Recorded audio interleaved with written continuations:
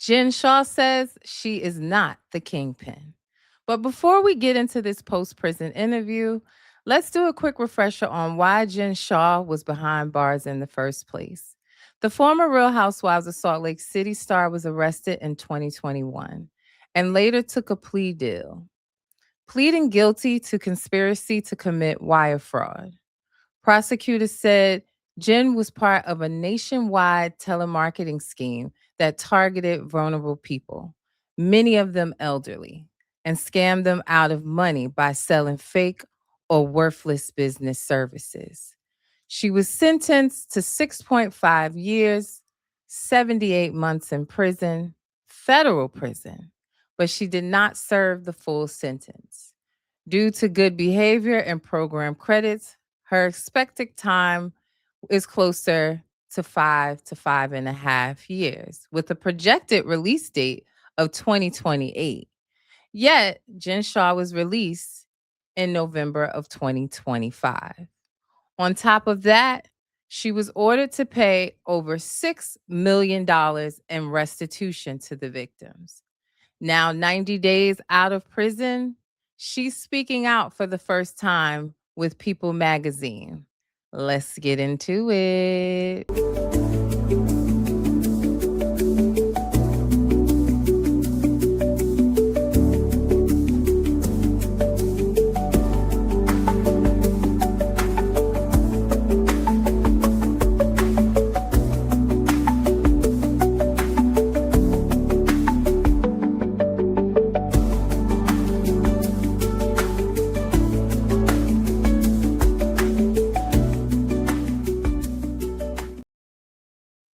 What's up, y'all? It's your girl V with Reality Recap here for another Tea Talk session. And today we're talking about Jen Shah's post prison interview, where she recently sat down with People magazine. Before we get into it, let's take care of some business first. Make sure you're following me on Instagram, Facebook, and TikTok at what you see here at the bottom of the screen, reality_recap for all trending reality news and gossip. And make sure you like this video, please. Share this video and subscribe to my YouTube channel. It's coming across the bottom of the screen, Reality Recap 2876, where I give you all the necessary recaps of trending reality TV shows and interviews like this one. Now, let's get into it. And I will say, I was someone that was looking for Jen Shah to hopefully come home and return to Real Housewives of Salt Lake City, because we've seen other reality stars go to jail and return to TV. Now, I do get that Jen Shah's crimes were a little different, where she scammed elderly people. There's even articles or alleged stories where one of her victims, unalived themselves after losing their life fortune in this scam that Jen Shah had going on. So I get it. And I'm going to be honest, after this interview, I didn't feel like she took the accountability that I was looking for, or she was rehabilitated in the way that she would be able to return to TV. I mean, let's be honest, Bravo and Andy has made it clear that she will never return to Bravo. At this point, I was thinking maybe she would return on another network, but I'm not too sure after this interview, y'all. Um, Jen Shah is 90 days post prison. She's on home confinement, which means she has an ankle monitor, and she'll be on that till approximately August. It may be a little bit sooner, but right now it's scheduled to come off around August. She was very clear in this interview that she was not the kingpin, that this wasn't her scheme. She was just a little worker bee, according to her, that she didn't own any corporations in the time frames that were put in the legal documents, which was starting around 2012.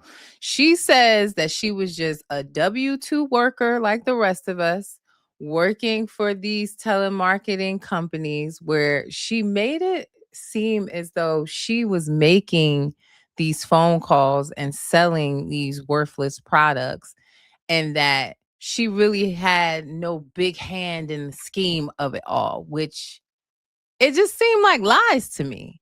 You were not just some call center worker that the feds came to your house with helicopters and knocking your doors down because you were just this call center worker that was making these phone calls. Um she also talked about how she took the plea deal but not necessarily feeling like she was guilty still to this day, that she took the plea deal because her charges were just conspiracy, where all it really would take, based on what she learned from her lawyers, is that all it would really take is for one of these victims to get on the stand, um, her business partner to testify against her, and that would be enough conspiracy to convict her and her get the full sentence. So instead of her, I guess, presenting this evidence that would make her innocent, or putting her family through testifying about how good of a person she is, she decided to take the plea deal. She also, which was really surprising to me, was speaking as if she had no clue that there were any victims, that any of these telemarketing calls that she was making led to people losing their life's fortune until she saw the legal documents. I was honestly jaw on the ground listening to this woman just honestly feel like lie to us and still bullshit us the same she was doing before she was sentenced and the court hearing started. There was really a lack of accountability and a calculated state of mind in doing this interview and making sure it was 90 days post prison. She really wants us to believe that she's rehabilitated, that she's learned her lesson, and she used that famous line that she's done the work. But I honestly didn't get that from this interview. She went on to talk about all of the things that she did while she was in prison. It was very reminiscent of Karen Huger and how Karen talked about how she was in prison and she was ministering to the women and telling them, hey, I got here at 50 years old or 50 plus years old. You're 20 years old.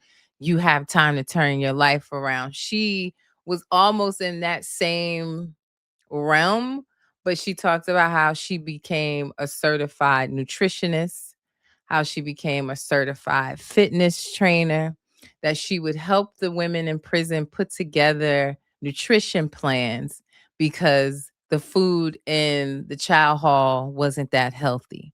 So she was putting together and ministering to the women on how to eat healthy with their oodles and noodles and tuna fish, honey. I, she also talked about how she was captain of the dance and step team. Now, in my mind, I'm saying because she said they did away with like educational programs in this facility. So, in my mind, are you telling me these are the programs that got your sentence reduced as heavily as it did because you was in there stomping the yard and dancing and doing line dancing? If that was my black ass, I'll tell you now. Okay.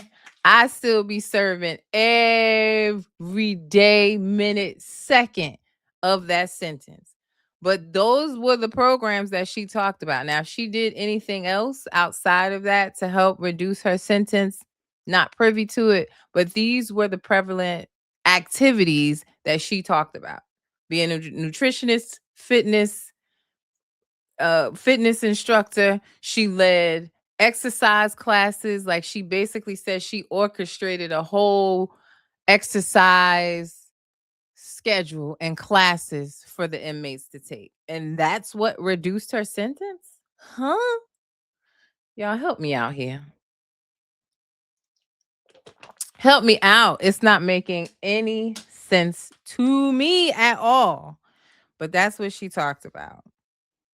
Um as far as doing the work, she said, she did some digging as if she went to counseling. Maybe that was part of her sentence reduction as well. But she did some counseling to dig into the grief of her father passing, how she was drinking to deal with his passing, as well as heavily drinking. She alluded to the fact that she was doing some heavy drinking that may have also led to her not really knowing about her businesses, which I was like, wait a minute. You said you didn't have any businesses. Now you're saying you did have businesses, but you weren't heavily involved with what was going on in the businesses, and you overlooked what may have been happening in these schemes because you were drinking. So which one is it? It didn't make much sense to me.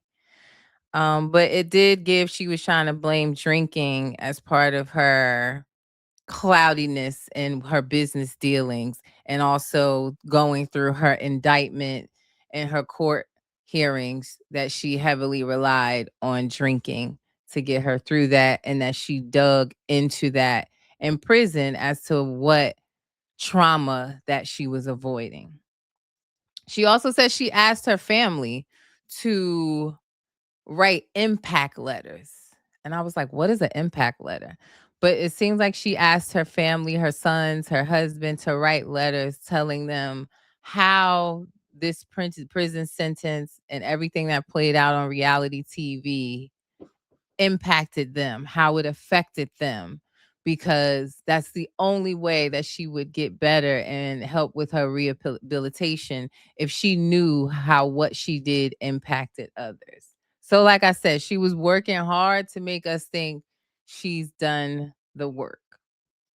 She also talked about how she lives now in humility and gratefulness for everything that she has. Now, something else about this interview, there was no one actually there asking her questions. It was more of her just talking, talking, talking. There was no one there like I would love to have been, or how I wish she would have sat down with Andy and not severed that relationship like she was supposed to before she went to prison.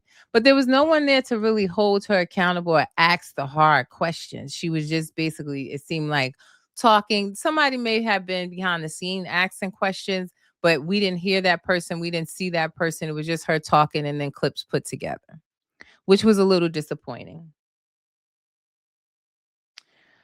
She didn't talk much about Bravo at all. Now we know, like I mentioned, Andy says she will never return to Bravo. She had made a statement when that video was circulating, that that Andy said that on Watch What Happens Live. She made a statement saying that, that video was made in the past, that she has spoken to the network, and it's amicable and a professional situation now. That's what she says. Andy hasn't said much else, but she didn't talk much about Bravo or wanting to return or anything like that. She only addressed briefly the alleged black eye that she gave Heather, that to this day we still don't know for sure what happened, but Heather alleges that Jen gave her the black eye. She called it an alleged black eye, and she just said, yeah, I need to call Heather about that. I need to call her and talk to her about that. That's on the top of my list of things to do. So, Heather, look out for a phone call, honey, because Jen says she's gonna be calling you. Hope you ain't got her number blocked. But she talked about that, and she talks about, she reached out to Mary after the passing of her son. As we know, Robert Jr. passed away from apparent drug overdose. And she says that she reached out to her privately and sent her a message, but yet she's telling us publicly. So she really was trying to win us back over in this interview. It just ain't work for me. But she says that she reached out to Mary. She didn't say if Mary responded at all, and that she would be calling Heather about that black eye. She talked about 2 women that she was in prison with. We know that she was in the camp with Elizabeth Holmes, who is convicted of fraud for misleading investors about her company's technology. She was sentenced to 11 plus years. It's one of the most famous Silicon Valley scandals ever. She was locked up with her. She calls her Liz. Seems like, or at least she wants us to think that they had some type of good relationship. That she even was able to get Liz to sign up for a line dancing class. Cause y'all remember she's on the dance team. So she got Liz to sign up for line dancing classes. She's also locked up with Ghislaine Maxwell.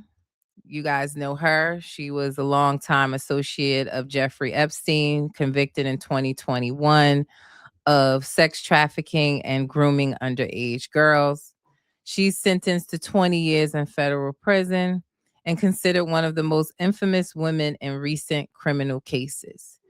She spoke about Ghislaine as if she said that she had limited interactions with her, saying that there was no remorse from this woman, and that even when things were playing on the TV, like the victims speaking out and telling their stories, that this woman had no disregard, she had no regard for it. She was unattached and really has no remorse for what happened.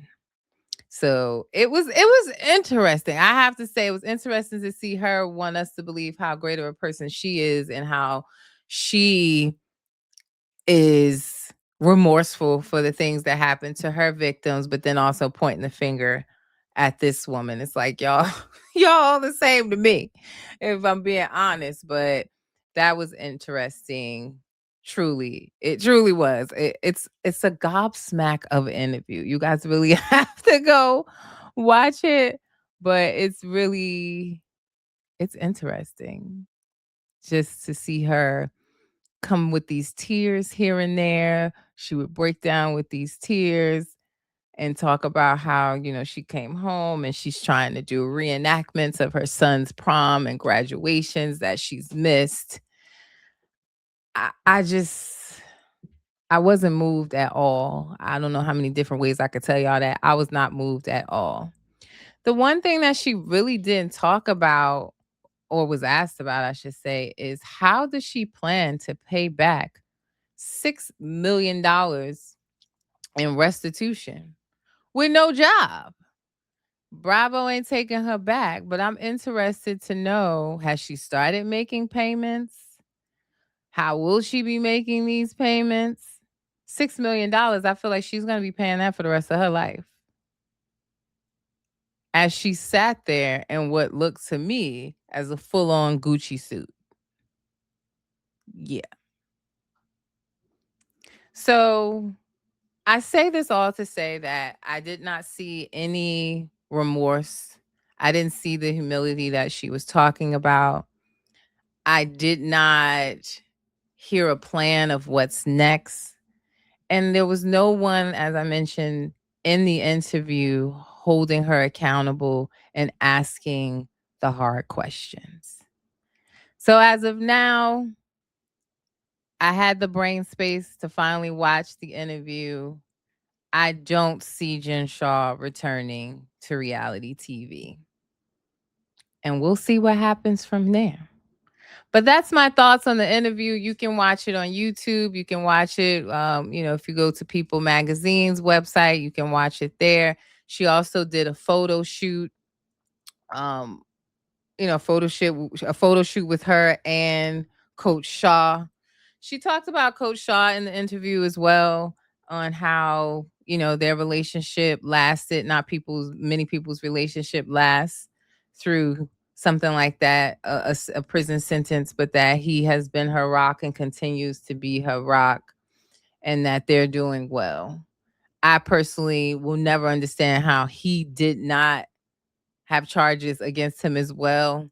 This man was not oblivious to what this woman was doing. I just don't believe that. Allegedly, I'll say that, but my opinion is he knew exactly what was going on in the lifestyle that they were living from a telemarketer call center job. Like, let's be serious. But they're doing stronger than ever. He probably helped her hide money. Just kidding. I don't know that to be true. That's alleged. But yeah. You guys watch the interview. Let me know your thoughts in the comments. But that's all I got for Miss Jen Shah. We'll see what happens with her next. Now, before I get out of here, let's take care of business again. Make sure you're following me on Instagram, Facebook, and TikTok. What you see at the bottom of the screen, reality_recap for all the trending reality news and gossip. Like this video, please share it and subscribe to my YouTube channel. It's coming across the bottom of the screen. Reality Recap 2876.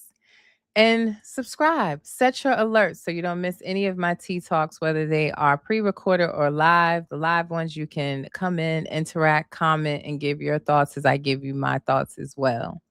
And don't be afraid to support, monetize. Send me stars on Facebook for my content. You have my Cash App here, $ Reality Recap. Help me to continue to grow, build, and yeah, upgrade this technology, honey, because we are doing big things. But as I always say, reality TV stars are humans too. Let's not forget that. It's your girl V with Reality Recap. Peace.